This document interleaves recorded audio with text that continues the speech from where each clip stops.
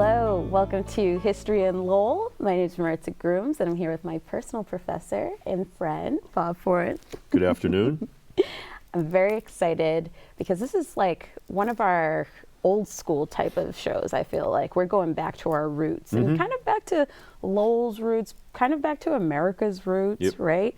And if you can't guess from my shirt what we'll be talking about, then you're in for a treat. Okay. The challenge has been made. Yes, I'm throwing the gauntlet. How do we make this a treat?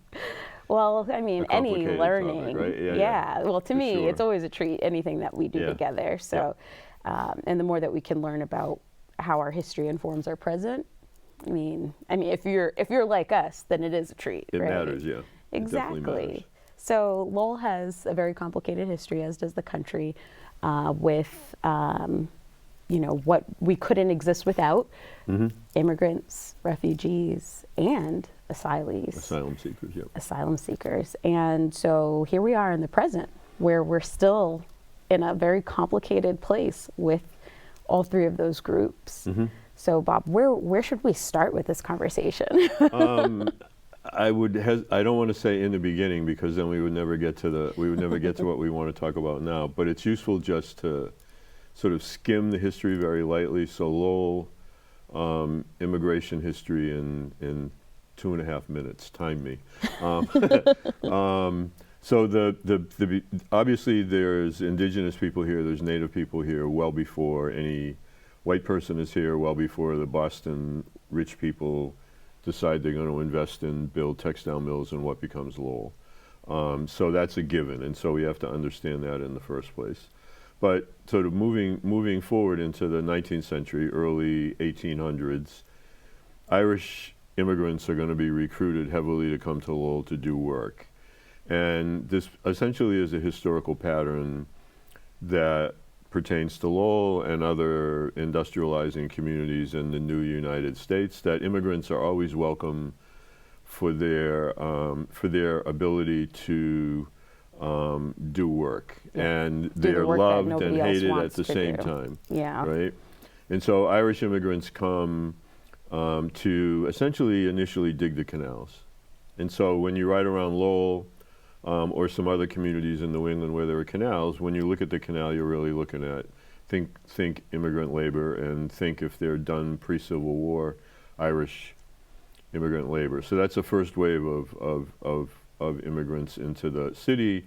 There's a complicated relationship, and there's a lot of discrimination, particularly because the large majority of the Irish are Catholic. And it's hard, like I talked about this with my students the other day, and I couldn't get them to understand why there would be, why anti-Catholic? Like they didn't, like that was like, that seemed weird, right? But it shows you how over time we figure out somebody else to unfortunately pick on. So the Irish are here, Civil War gets fought, not a lot of immigration around, obviously such a big national conflict, the news is all over the world. Not a cool place necessarily to go, to be dragged into the middle of a civil war. When the war is over, the next big group that's going to come to New England and going to come to Lowell are from Quebec, French-speaking Canadians. And the thing that's important about this, for people to actually hold in their brain, is that there's no rules or regulations about the French Canadians coming in. They're just welcome. They can just walk in. There's no border, there's no visa, there's no embassy, there's no consulate, there's no green card, there's no anything. And again, it's labor. The country's rapidly industrializing. Above all else, we need workers. Lots and lots of young people are leaving the farm to come to the city to work, because farming isn't making it anymore economically. The farm economy has shifted west. So now Lowell needs hands. We send recruiters to Quebec. Come to Lowell. Money grows on trees. And so then that wave of folks comes in. Subsequent to French Canadians come Greek immigrants, Portuguese immigrants, immigrants from Armenia, from Poland, from Russia, from several other Eastern European countries in the early 20th century. And so by Go ahead. No, you tell. Well, I was just setting it up until the doors start closing. Exactly. So thank you for the setup. So by around World War I, so around 1915, 1916, the U.S. is in a heated debate about immigration. Mm-hmm. Should we, shouldn't we? There's still not a lot of rules. There's some. The most specific one that's exclusionary gets passed actually in the 1880s, and it impacts a community that's not really that large around here, much more formidable community on the West Coast, people from China. And so in the 1880s, Congress passes a law that excludes Chinese immigrants from ever obtaining citizenship. And it's called the Chinese Exclusion Act. They don't hide the intent. Chinese Exclusion Act, passed in the mid-1880s, and it stays on the books until 1943. Which is kind of crazy. So that's the first sort of, okay, let's put up a wall, let's put up a barrier. Mm-hmm. We weren't shy about our racism. Yeah, no, that was clear. You got to go. Mm-hmm. If you don't want to go, we'll physically force you to go. But one way or the other, you're going. And if for whatever reason you decide to stay, you're never going to be whole as a person. No matter how many generations there are, you cannot achieve citizenship in the United States. That becomes the model for then thinking about what do we do, particularly about Southern and Eastern European immigrants who have been coming into the U.S. at an average of about 1 million people a year in the late 19th, early 20th century. Right. And Lowell becomes one of the places where people come. And those particular countries are targeted for a number of reasons. One is religion. Some people from some of these countries are Muslim. Other people are Catholic. Other people are Greek Catholic, which is different. Have a different, just completely Greek Orthodox, different religion in terms of language and whatnot. And so the argument is, well, they're not sophisticated, and again, they're careful how they use their words, but in essence what the restrictionists are saying is these folks aren't smart enough to become American. And so they're going to hinder democracy. They're not going to get it. And so we have to stop these folks from coming in. Long story short, a really harsh quota system gets put in place in the 1920s that heavily restricts by specific caps, numbers, who can come in. And those quotas stay on the books until 1965. And have incredible ramifications. There's war going on, there's some really terrible sentiments happening, and we know that people are seeking asylum in various places in these countries. And we don't want to get involved. We don't want to get our hands dirty because, you know, America, we like to stay clean. Of course, we don't want to mingle with the less desirables, but something shifts. That you'll have to talk about. So, I mean, in the 1930s, so the quota system's in place. And again, sort of to reiterate the point a second ago, the target to restrict is focused largely on Southern and Eastern Europe. Eastern Europe, particularly important because of the history of the rise of Hitler, fascism, anti-Semitism, everything that went with the rise of Hitler to power. And increasingly people are trying to get out of the way. They can see the handwriting on the wall. If you are lucky enough to be wealthy enough to be able to buy a boat ticket, you want to get out. But because these quotas are on the books, just a tiny trickle of people can get out legally. Again, put quotes around legally. Even to the point where people have fled and have tried to get into the United States to sort of supersede these quotas, and we won't let them in. Even when we're well aware, we being the federal government, Franklin Roosevelt, Democrat president of the United States, Congress, people are pleading with them to change the quotas, and they refuse. And so in the aftermath of that's sort of the setup for where, it's a setup in a way for where we are now. Because the aftermath of the Second World War and then the horror of concentration camps and the genocide, everything that happens to Jewish people in Germany and elsewhere in Eastern Europe, that begins to bring some, not everybody, but some people, it brings them up short, like, whoa, what did we do? How much did our biases, how much did our prejudices, how much did our racism contribute to make the Holocaust an even greater Holocaust than it was? Right. At that point, at the end of World War II, the world sort of comes together, not everybody, but most countries come together and set up the United Nations.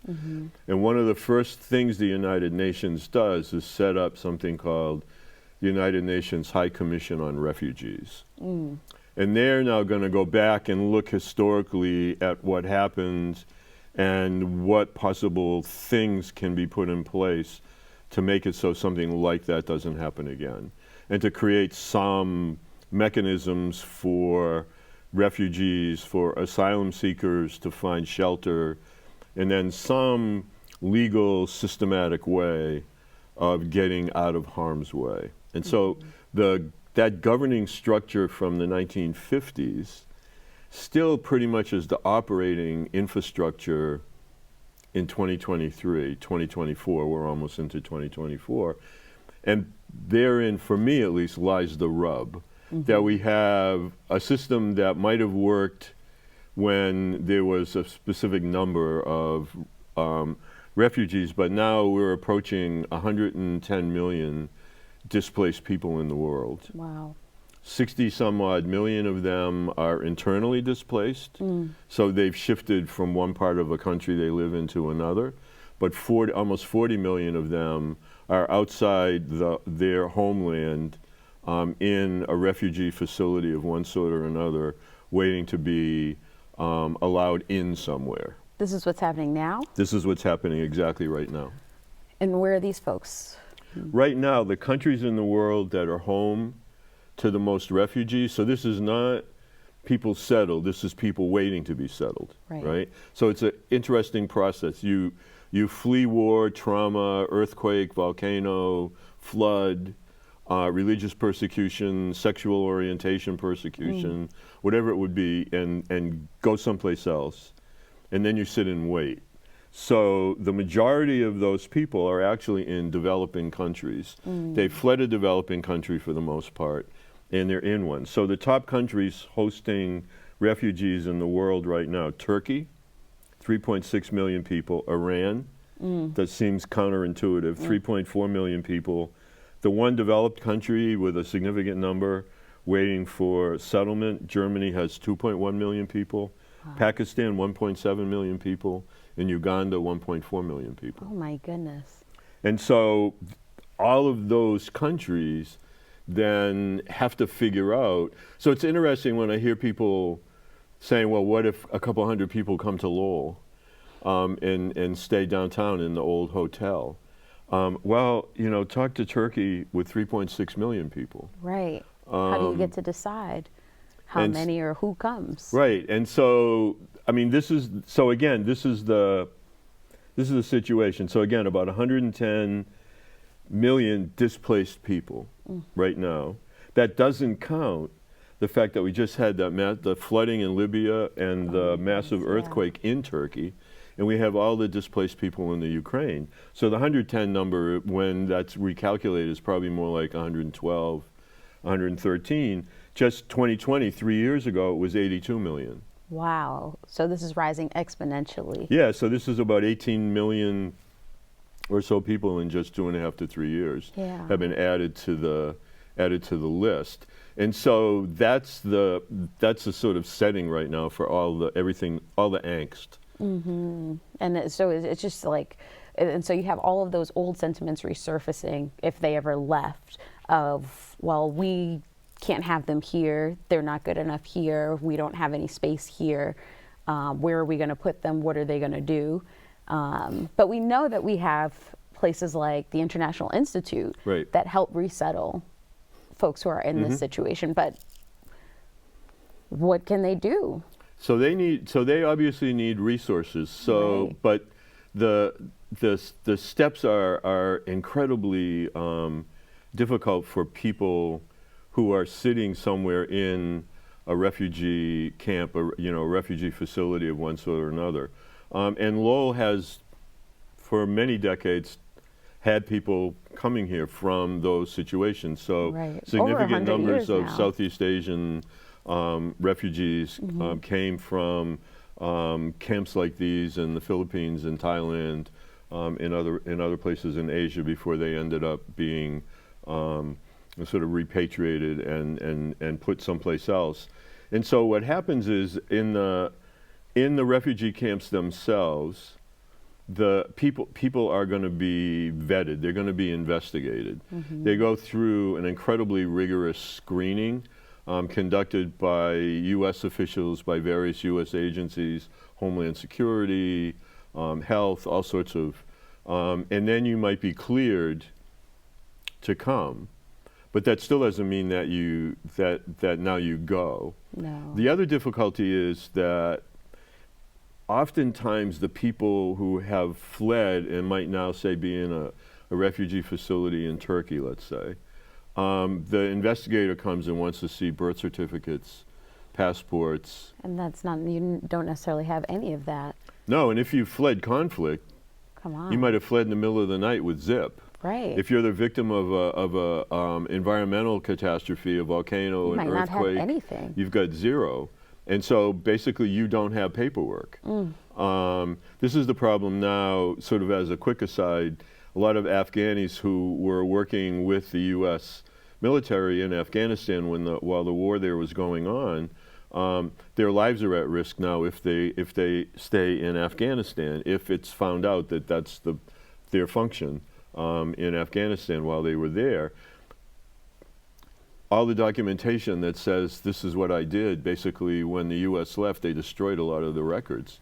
And so now people can't, so now in the U.S. you have people from the U.S. Army and other branches of service who might have had a translator working with them, who were trying to figure out how to help that person get out of the country by vouching for them. So all these things complicate everything. And layered on top of all of this, which is cumbersome enough, most countries have caps, specific tip tops of how many refugees they will take in a calendar year. So that same quota system that we knew Yeah, about. in effect. Yeah. But it's a refugee quota. Oh my goodness. And in the U.S., it's generally been somewhere between 20 and 25,000 people a year for the last few years. And on top of that, we don't even vet up to that. We don't vet in the bureaucracy that we have up to that amount. So even when people are cleared and waiting, they're still going to be waiting because of this bureaucratic process. And so the presidents of the U.S. in consultation with Congress set the cap on refugees. And even Democratic presidents haven't set it very high. So it's not, I mean, when Donald Trump was president, he set it the lowest it's been. He set it at around 15,000. Oh my goodness. But when other Democrats have been in the White House, it's been 20, 25. So not very much more. So not a lot more. Especially considering how many. Yeah, there Joe are Biden out put it there. at 50,000, but last year only about 23,000 people got clearance to come in and came in. So it's, again, it's not, even when the cap is a bit high, it doesn't necessarily mean. And so then layered on top of this is why I have notes, because this is so bureaucratic. Layered on top of this are asylum seekers. So the process is similar, but a refugee means you're someplace outside of the United States. If trying to come to the U.S., you're in a facility someplace away from here. If you're an asylum, if you want to seek asylum, what you want to do is get to the border, claim asylum, and then by laws that we have on the books now and regulations that we have on the books now, you're supposed to be let in. And then your asylum claim is processed, and people in the government, again in another bureaucracy, have to determine whether your claim of asylum again, and the things that I laid out before, that you're religiously persecuted and you're homeless. You have fear of violence for any number of reasons. That's sort of the guideline. You can be let in, given asylum, let in, then you get a green card, a work permit, and you're on a pathway towards citizenship. So is it a faster process than? No. Oh, it's all. It can take 5 or more years. Oh my goodness. Before it's done. But the difference is that you're here. You've already made the harrowing journey to get. And that's what's making people border. mental. Like coming up through South America, for example, are thousands of Venezuelans. And when they get through, they have to obviously come through Central America. They have to get across Panama and come up and get through to Mexico, then get to the border. And a few weeks ago, President Biden, maybe a couple weeks ago, essentially authorized, which he can do as president, that the Venezuelans that are in the country seeking asylum can all now get green cards and work. Wow. And that sent Republicans in Congress and some Democrats crazy. But the problem again is that because the crises are so severe, Yeah. and because the struggles are so desperate in the places that people are leaving, they can't afford to wait. To wait is to be dead. Right. The system is overly bureaucratic, overly cumbersome, too incredibly slow, that it offers no reason why, for people with any sense of urgency at all, that they should go by the rules. Partly also because, you know who can skip the line? Who? Really, really rich people. Of course. If you have $1 million and you say you have $1 million that you want to invest in the U.S., you jump all lines. Oh my gosh. Right. I mean, this is the UN Refugee Convention. This is the definition from 1951. This is still the operative. It's been tweaked a bit, but this is still a person who, owing to a well-founded fear of being persecuted for reasons of race, religion, nationality, membership of a particular social group or political opinion, is outside the country of his or her nationality. That's the definition of a refugee. Wow. So that classifies a whole lot of people. So. Right.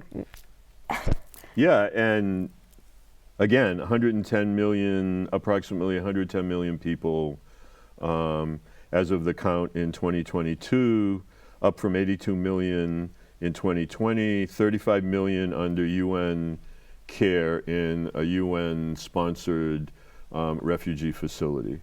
And so people there could be living in relatively difficult circumstances, but there's medical, there's food, there's some attention to care for people.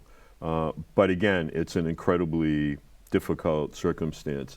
1980, the U.S. Refugee Act gets passed. That raises the ceiling for refugees, which in 1980 had been capped at 17,000. Wow. And so that raised the cap to up to 50,000 annually. But presidents can set it lower or higher, depending.